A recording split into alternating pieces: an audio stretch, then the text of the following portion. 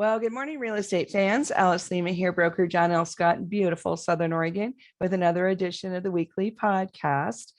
Today, we're going to talk about why waiting till spring is a bad idea, only because the buyer demand is so super high right now. We actually have two unexpected buyer pools that just surged into the market. Kind of as a game changer. But before we get to that, let's give you a chance to subscribe to the channel and give us a like, give us a thumbs up, send us questions and comments. We're getting some good stuff back from the folks that are listening. So thank you for that. So here we go on to the podcast. Why waiting to spring is a bad idea right now, because we've got a lot of buyer demand and it's super high right this second. So here's kind of what's going on. And we'll have a little chart from one of my favorite websites, Keeping Current Manners, KCM, which shows in the last 90 days, the surge of buyer interest in house purchasing.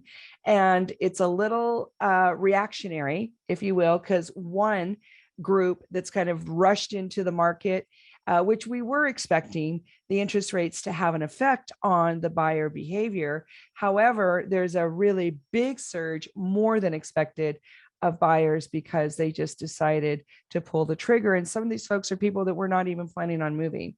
So everybody's kind of rushing in, take advantage of the interest rates. The second group, the inflation hedgers.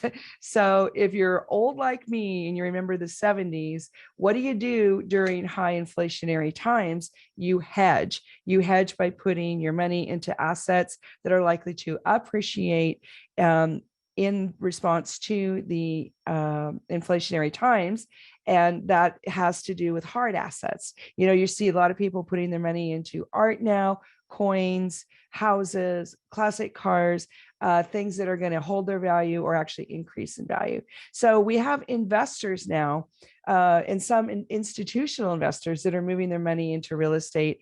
And I don't know that a lot of us were predicting that volume and that quick of a reaction to these inflationary times.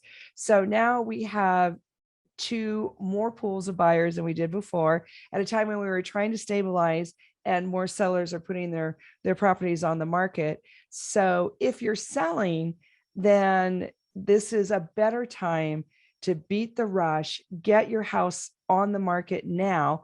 This is being recorded kind of mid-February, instead of waiting till May or June. And kind of take advantage of this kind of tidal wave of buyers that just jumped in. If you have to wait till spring for other reasons, then you have to wait. But maybe sign your listing ahead of time. Let your agent kind of quietly get the word out as much as their MLS will allow, because MLSs have rules about that. But see if you can kind of get that pipeline ready so that the pool of buyers for your property is aware that you are going to be selling in the future. And if you're buying, then this is a double-edged sword, because you definitely want to take advantage of the lower interest rates if you're getting a mortgage. And we are getting more properties on the market, so you have more choices. But it's one of those things where, do I wait until spring because there's going to be more people putting their house on the market then?